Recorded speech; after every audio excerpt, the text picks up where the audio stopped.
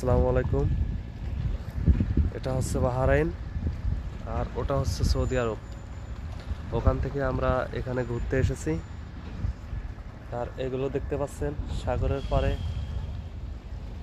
বিশাল এক তারকাটার আবরণ। এই দেয়াল পার হয়ে যাওয়া কতটা কঠিন, কতটা কষ্টসাধ্য হয়তো বুঝতেই পারছেন। এখানকার এক একটা দেখেন কি পরিমাণ চুক্কা করে দেওয়া রয়েছে। এটার সাথে কারো শরীরে টাচ লাগলে অবশ্যই আহত হতে হবে, নিহত হতে হবে। কেউ ভুলেও এটার সংস্পর্শে আসবেন না, ঠিক আছে? এটা প্রচণ্ড